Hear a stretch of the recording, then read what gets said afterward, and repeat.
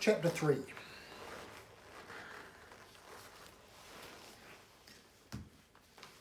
I was not there when they met, or not in the usual way.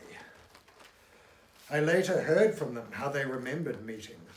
I tried to record, in what I then projected as a sort of spiritual daybook, what I could remember of what they said, though 'twas too often abridged by the day's fatigue. "Writing in your sleep too," cry the twins. Oh, children, I even dreamed in those days, but only long after the waking traverse was done. Howsoever, scarcely have they met, in the saloon of Mason's Inn at Portsmouth, than Mason finds himself coming the old London hand before Dixon's clear stupefaction with that town. Fellow was spitting at my shoes, another pushing folk one by one into the gutters, some of them quite dangerous to look at. How can ye dwell that close together, day upon day, without all growing murderous? Oh, one may, if one wishes, find insult at every step, from insolent stares to mortal assault, an orgy of insult uninterrupted. Yet how does one proceed to call out each offender in turn, or choose among them, in obedience to what code? So one soon understands it, as yet another term in the contract between the city and oneself, a function of simple density, ensuring that there never be time enough to acknowledge, let alone to resent, such a mad variety of offered offence. Just so. Why, back in Bishop, it might take half the night to find an excuse to clash someone in the face, whilst in London 'tis the paradise of the quarrelsome for fair. You'd appreciate Wapping High Street then, and Tyburn, of course. Put that on your list. Alluring out there, is it? Mason explains, though without his precise reason for it, that for the past year or more it has been his practice to attend the Friday hangings at that melancholy place, where he was soon chatting up hangmen and their apprentices, while standing them pints at their local, the Bridport Dagger, acquiring thus a certain grisly intimacy with the art. Mason has been shoved about and borne along in riots of sailors, attempting to wrest from bands of medical students the bodies of shipmates come to grief ashore, too far from the safety of the sea, and he's had his purse, as his person, assaulted by agents public and private. Yet there's nothing like it. It's London at its purest, he cries. You must come out there with me, soon as we may. Taking it for the joke it must surely be, Dixon laughs. Ha ha ha ha, ho, that's a bonny one, that all right. Mason shrugging, palms up. I'm serious. Worse than that, I'm sober. If man's first time in town, he simply can't miss a hanging. Come, sir, what's the first thing they'll ask you when you get back to County Durham, eh? Did you see 'em rod the ear at Tyburn? Is it too many nights alone on top of that famed hill in Greenwich? Can this man, living in one of the great cities of Christendom, not know how to behave around people? Dixon decides to register only annoyance. No, the first thing they'll ask is, did you understand in the way they talk down there? Oh, damn, I say, I didn't mean... So Dixon, for the second time in 2 minutes, finds himself laughing without the motrix of honest mirth. This time a Mr. Mason, how you do go on laugh, sidewise and forbearing, the laugh of a hired foil.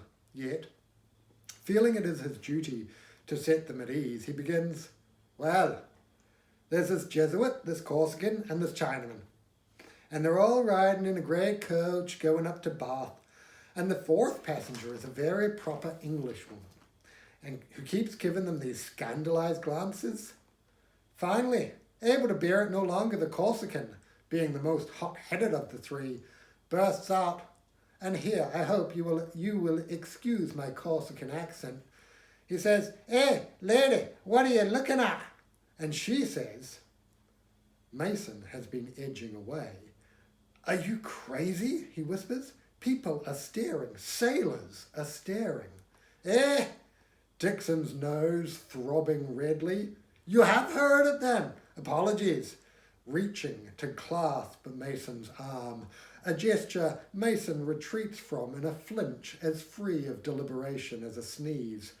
Dixon, withdrawing, broken into a sweat. "Well, it took me weeks of study to fathom that one, but I see you've a brisk brain in your gourd there, and I'm pleased to be working with such as it be." Resolutely abeam, pronouncing the forms of you consciously as if borrowing them from another tongue. The two are staring, one at the other, each with a greatly mistaken impression, likewise in some uncertainty as to how the power may come to be sorted out betwixt them. Dixon is a couple of inches taller, sloping more than towering, wearing a red coat of military cut with brocade and silver buttons and a matching red three-cornered hat with some gaudy North Road cockade stuck in it. He will be the first to catch the average eye, often causing future strangers to remember them as Dixon and Mason. But the uniform accords with neither his Quaker profession nor his present bearing, a civilian slouch, grown lopsided, too often observed, alas, in devotees of the tap room. For Dixon's part, he seems disappointed in Mason, or so the astronomer, ever inclined to suspicion, fears. What is it? What are you looking at? It's my wig, isn't it?" "You're not wearing a wig." "Just so. You noted that. You have been observing me in a strange, yet I must conclude, meaningful way." "Don't know. Happen I was expecting someone a bit more odd." Mason a squint. "I'm not odd enough for you." "Well, it's a peculiar station in life, isn't it? How many royal astronomers are there? How many royal astronomers' assistants are there likely to be? Takes an odd bird to stay up peering at stars all night in the first place, doesn't it? On the other hand, surveyors are running about numerous of bedbugs and twice as cheap, with work enough for all, certainly in Durham at present, enclosures all over the county in North Yorkshire, eh? Fences, hedges, ditches, ordinary and ha-ha style, all to be laid out. I could have stayed home and had myself a fine living." They did mention a background in land surveying, Mason in some surprise, but that's it? Hedges? Ha-has? Well, actually the Durham ha-ha boom subsided a bit after Lord Lambton fell into his, cursed it, and had it filled with coal spoil. Why, did you think I was another lens fellow? Oh, Lord, no. I mean, I've been taught the lot.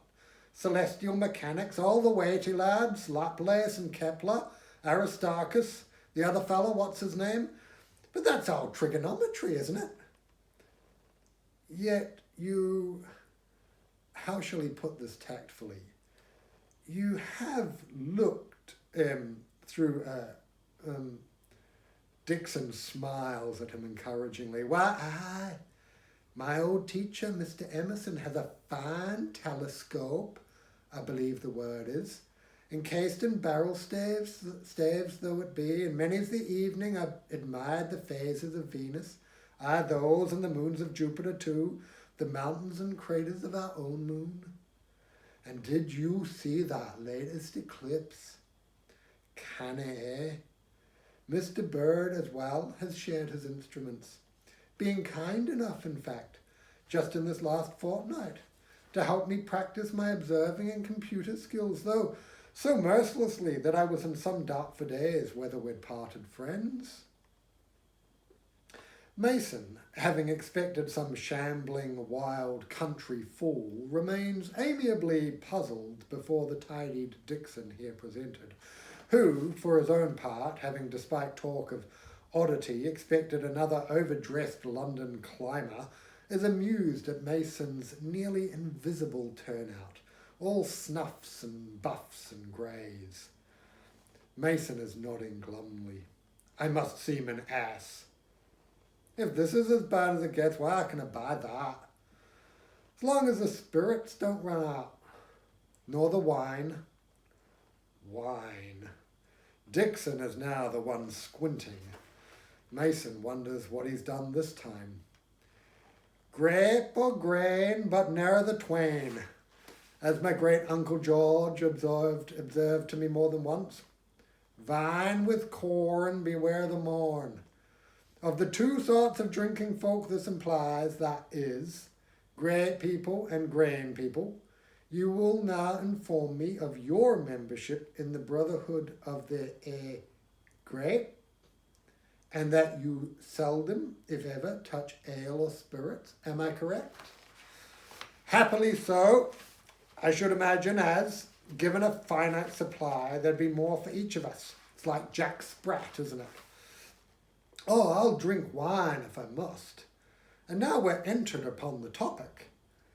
And as we are in Portsmouth, after all, there cannot lie too distant some room where each of us may consult what form of vegetation pleases him. Dixon looks outside at the ebbing wintry sunlight. Not too early, I guess. We're sailing to the Indies. Heaven knows what's available on board or out there. It may be our last chance for a civilized drink. Sooner we start, the better, in that case. As the day darkens, and the first flames appear, sometimes reflected as well in panes of glass, the sounds of the stables and alleys grow louder, and chimney smoke perambulates into the Christmastide air. The room puts on its evening cloak of shifting amber light and sinuous folds of shadow. Mason and Dixon become aware of a jostling murmur of expectancy. All at once, out of the murk, a dozen mirrored lanterns have leapt alight together, as into their glare now strolls a somewhat dishevelled Norfolk terrier, with a raffish gleam in his eye, while from somewhere else less illuminate comes a sprightly overture upon horn, clarinet, and cello, in time to which the dog steps back and forth in his bright ambit. Ask me anything you please, the learned English dog am I, well up on everything from fleas unto the king's monogamy. Persian princes, Polish blintzes, Chinaman's geomancy, jumping beans or flying machines, just as it suits your fancy. I quote enough of the classical stuff to set your ears athrob, work logarithmic versed signs withal within my knob.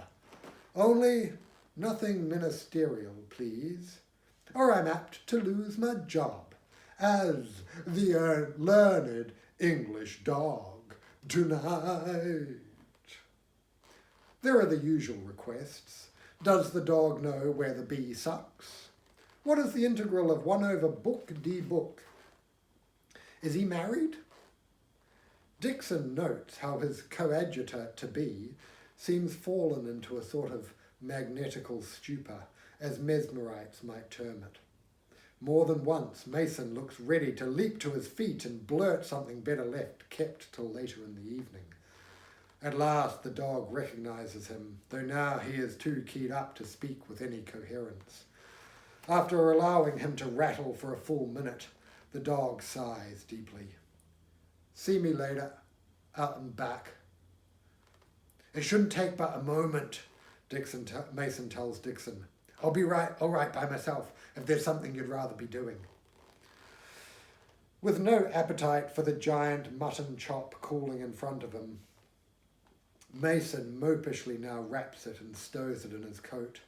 Looking up, he notes Dixon, mouth cheerfully stuffed, beaming too tolerantly for comfort.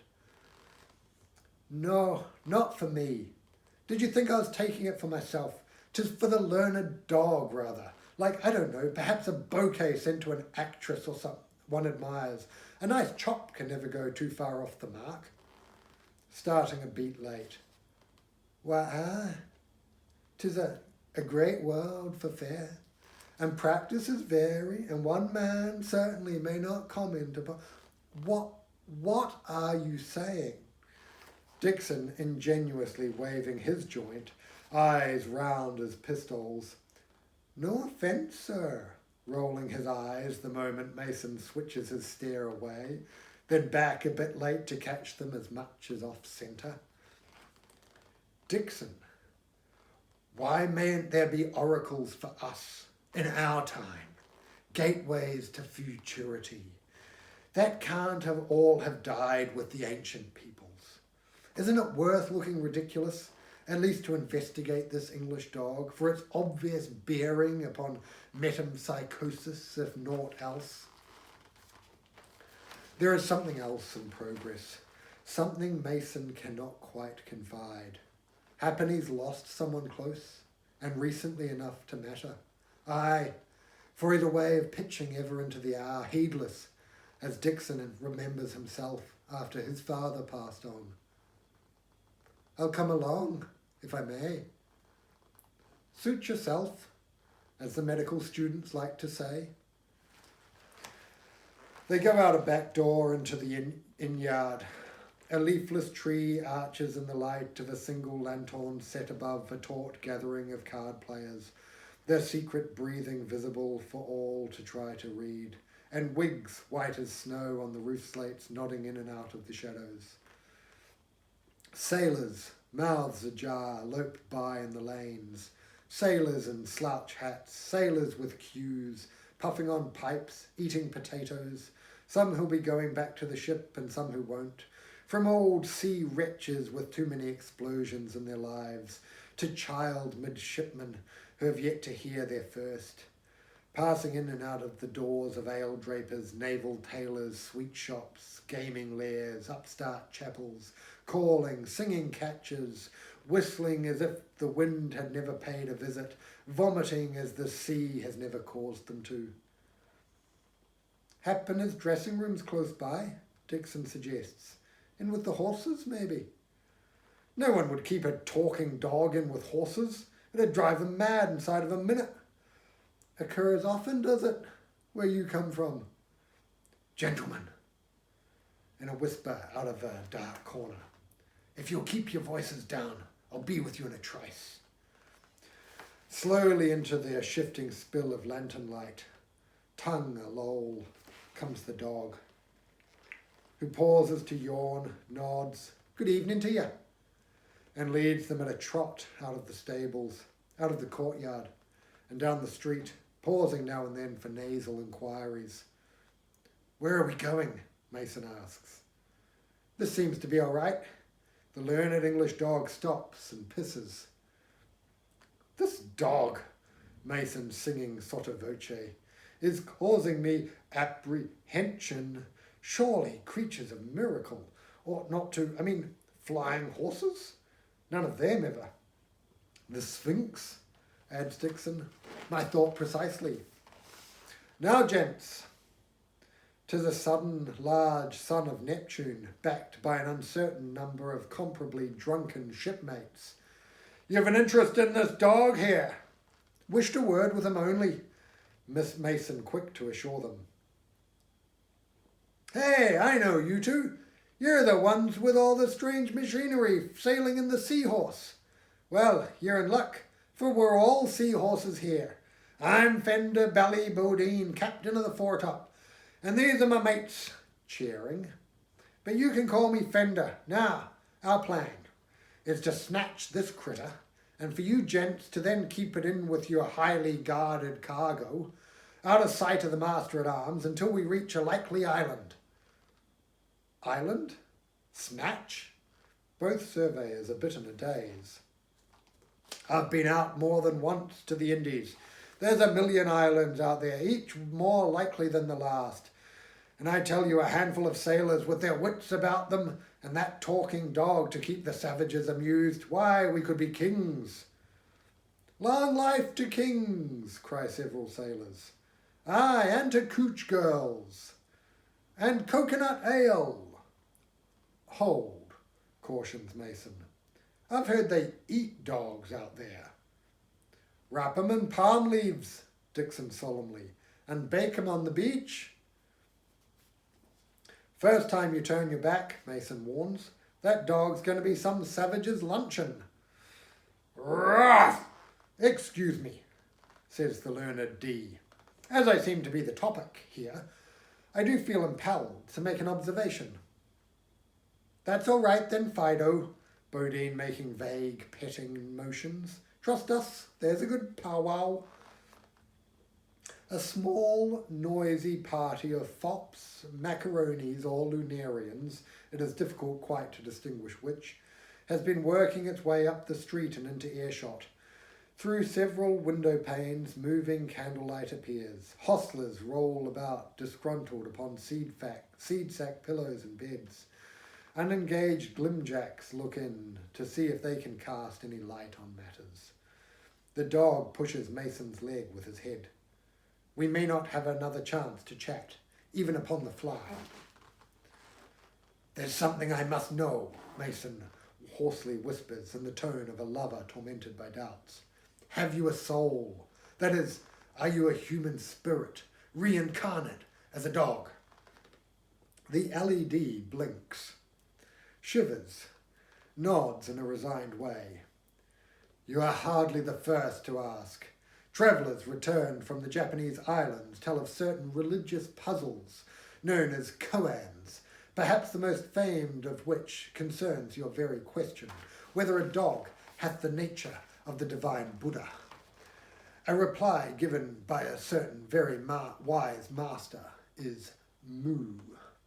Moo, repeats Mason thoughtfully. It is necessary for the seeker to meditate upon the koan until driven to a state of holy insanity, and I would recommend this to you in particular.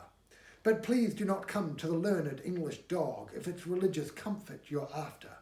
I may be preternatural, but I am not supernatural. 'Tis the age of reason. Ruff. There is ever an explanation at hand, and no such thing as a talking dog. Talking dogs belong to dragons and unicorns. What there are, however, are provisions for survival in a world less fantastic. Viz. Once, the only reason men kept dogs was for food. Noting that among men no crime was quite so abhorred as eating the flesh of another human, dog quickly learned to act as human as possible, and to pass this ability on from parents to pups. So we now know how to evoke from you, man, one day at a time, at least enough mercy for one day more of life. Nonetheless, however accomplished, our lives are never settled. We go on as tail-wagging Scheherazades, ever a step away from the dreaded palm leaf, nightly delaying the blades of our masters by telling back to them tales of their humanity. I am but an extreme expression of this process. Oh, I say, dog and palm leaf? What nonsense, comments one of the lunarians. Really, far too sensitive. I mean, really, dog in palm leaf? Civilized humans have better things to do than go about drooling after dog and palm leaf or whatever, don't we, Algernon? Could you possibly, inquired the terrier, head cocked in some annoyance, not keep saying that? I do not say things like macaroni Italian style, do I? Nor fop fricassee? Why, you beastly little grrr, and your deliberate use of drooling, sir, is vile. The lunarian reaches for his hanger. Perhaps we may settle this upon the spot, sir. Derek, you're talking to a D.O.G. Though your weapon put me under some handicap, points out the dog, in fairness, I should mention my late feelings of aversion to water, which may, as you know, signal the onset of hydrophobia. Yes, the great H. And should I get in past your blade for a few playful nips and manage to, well, break the old skin, why then you should soon have caught the same, eh? Immediately round the dog develops a circle of absence of about a fathom's radius. later recalled by both astronomers as remarkably regular in shape. Nice doggy. Yeah, me last iced cake that me mum sent all the way from Bath. You take it. What think yous? I'll give 2-1 the fop's blood'll be first to show. Sounds fair, says Fender Bodine. I fancy the dog. Anyone else? Aren't we to summon the owners? Suggests Mr. Dixon. The dog has begun to pace back and forth. I am a British dog, sir. No one owns me. Who are the gentleman and lady you were with in the assembly room? Inquires Mason. You mean the fabulous Jellos? Here they come now. Protect you from sailors, wails Mrs. Jello, approaching at a dead run over the treacherous cobbles of the lane. Oh no, thank you. That was not in our agreement. Her husband, pulling up on his breeches, wig-a-lop, follows at a sleepy amble. Now you apologise for whatever it was you did and get back in that stable in your lovely straw bed. We were wondering, ma'am, Bodine, with his hat off, quavering angelically, would the little doggy be for sale? Not at any price, Topman, and be off with you and your rowdy-dowing flock as well. At her voice, a number of sailors in whose flexibility lies their preservation from the hazards of drink are seen to freeze. Do not oppose her, Jello advises, for she is a first rate of 100 guns and her broadside is annihilation. Thank ye, Jello. Slow again, I see. Oh dear, Bodine, putting his hat back on and sighing. Apologies, sir and madam, and much happiness of your dog. You are the owners of this marvel? Inquires Mason. We prefer exhibitors, Mr. Jello. Damn thou'd better, grumps the dog as if to himself. Why, here is the Pearl of Sumatra, calls Dixon, who for some while has been growing increasingly desperate for a drink. And a jolly place it seems to be. Fenderbelly is buying, shouts some mischievous sailor, forever unidentified amid the eager rush for the entry of this 5th or 6th most notorious sailor's haunt upon the point, even in whose climate of general iniquity the Pearl distinguishes itself, much as might one of its eponyms, shining midst the decadent flesh of some oyster taken from the southern sea. How about a slug into your bread room there, Fido? Pray you, call me Fang. Well, and yes, I do like a drop of roll me in the kennel now and then. Inside, seamen of all ranks and ratings mill slowly in a murk of pipe smoke and soot from cheap candles, whilst counter-swirling go a choice assortment of Portsmouth poles in striped and floral gowns whose bold reds, oranges and purples are taken down in this light, bruised, made oily and worn, with black mixed in everywhere, colours turning ever toward the night. Both gentlemen note, after a while, that the net motion of the company is away from the street doors and towards the back of the establishment, where, upon a length of turf fertilised with the blood and the droppings of generations of male poultry, beneath a bright inverted cone of lantern light, striking blue a great ever-stirring knot of smoke, and a defaulter merry beyond the limits of cockfight etiquette, suspended in a basket above the pit, a Welsh main is in progress. Beyond this, a vista of gaming tables may be made out, and further back, a rickety labyrinth of rooms for sleeping or debauchery, all receding like headlands into the mist.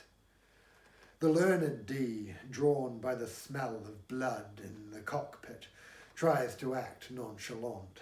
But what can they expect of him? How is he supposed to ignore this pure edge of blood love?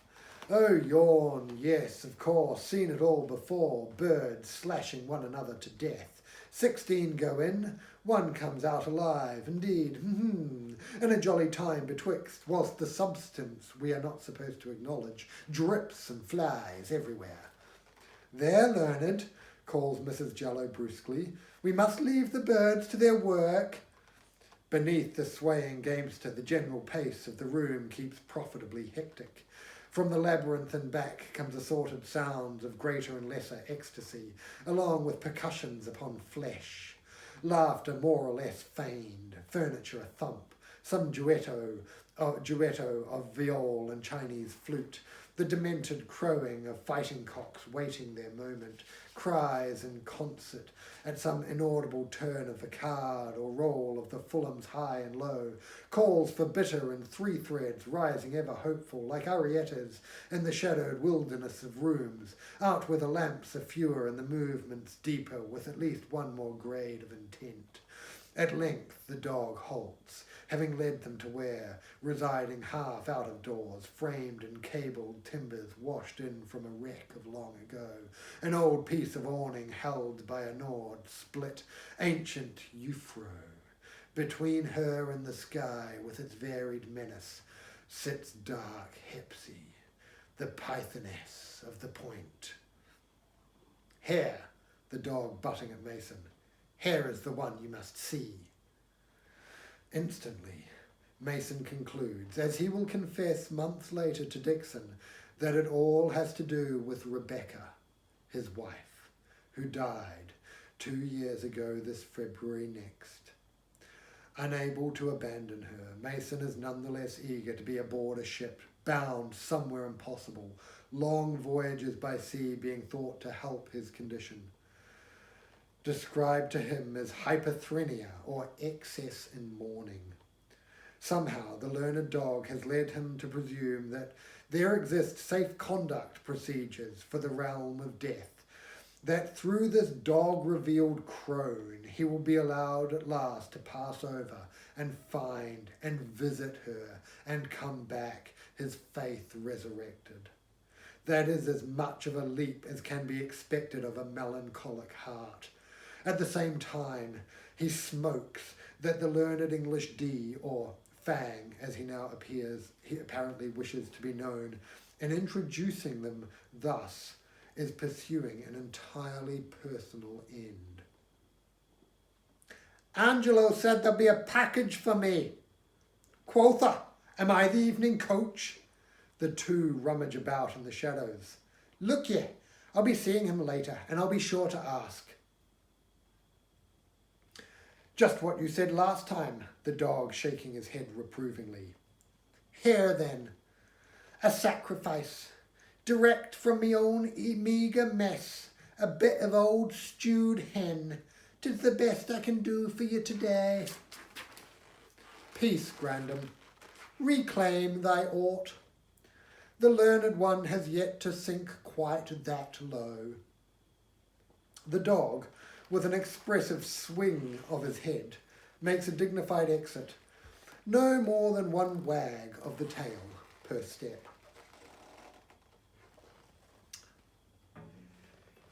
Your ship will put to sea upon a Friday, Hepsy greets Mason and Dixon. Would that be a boatswain's pipe into the ear of either of you gents? Why, the colliers' sailors believe it's bad luck, Dixon replies as if back at Woolwich before his examiners. It being the day of Christ's execution? Nicely, sir. Thus does your Captain Smith disrespect Christ, fate, St. Peter, and the god Neptune. And withal, there's not an insurancer in the kingdom from Lloyd's on down who'll touch your case for less than a sum you can never, as astronomers, possibly afford. Yet if we be dead, Dixon points out, the Royal Navy absorbing the cost of a burial at sea, what further expenses might there be? You are independent of family, sir. Incredible. Why then you must be a very scrieress.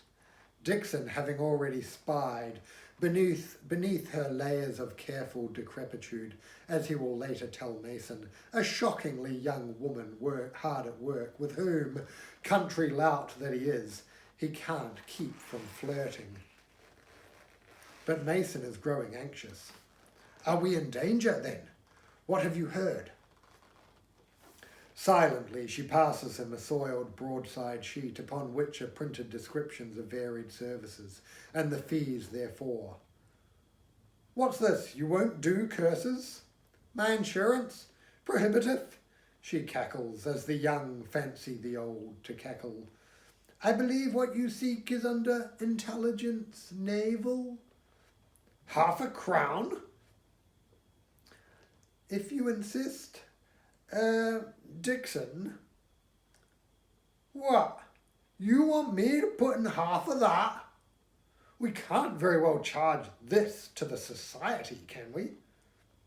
"Do I shame you, sir?" Hepsy, too pert by decades.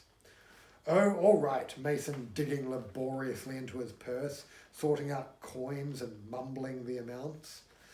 Dixon looks on in approval. "You spend money like a very Geordie. He means no harm, lass," beaming, nudging Mason urgently with his toe, as bullies shift about in the dark and boats wait with muffled oars to ferry them against their will over to a life they may not return from. The smell of the great anchorage, smoke, pitch, salt and decay sweeps in fitfully. "Sirs, attend me," the coins having silently vanished.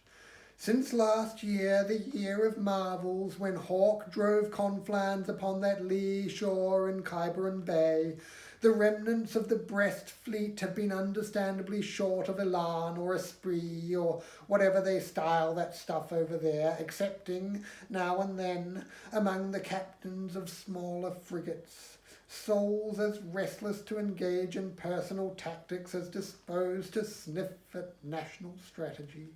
Mortman, Le Chazal, Saint-Fou, mad dogs all, any of them and others, likely at any time to sail out from Brest, indifferent to risk, tete-a-tete as ever with the end of the world, seeking new objects of a resentment inexhaustible." "Oh dear," Mason clutching his head. "Suppose we sail upon some other day then?" "Mason, pray you, 'tis the age of reason," Dixon reminds him. "We're men of science. To us must all days run alike, the same number of identical seconds, each proceeding in but one direction, irreclaimable. If we could have omens, why, let us recall that the astronomer's symbol for Friday is also that of the planet Venus herself, a good enough omen, surely."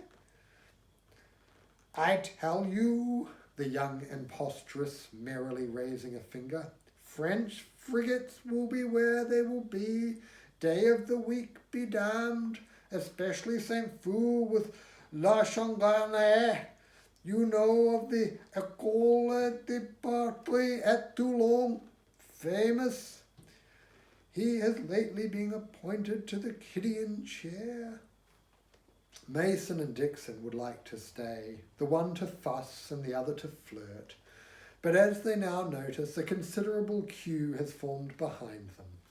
There are gamesters in trouble, sweethearts untrue, sailors with no one to bid them adieu, roistering fops and the mast pond brigade, all impatient to chat with the Sibylline maid, singing, "Let us go down to Hepsy's tonight. Maybe tonight she'll show us the light. Maybe she'll cackle and maybe she'll cry, but for two and a kick she won't spit in your eye. She warned Romilly's sailors, beware of the bolt, and the Corsica bound of Paoli's revolt. From lottery tickets to history's end, she's the miserable, bug-bitten sailor's best friend, singing, 'Let us go down to Hepsy's tonight. Maybe tonight she'll show us the light. Nice doing business with you boys. Hope I see yous again,' with an amiable nod for Dixon. Back at the cockfights, Fenderbelly Bodine comes lurching across their bow, curious. "So what'd she have to say?"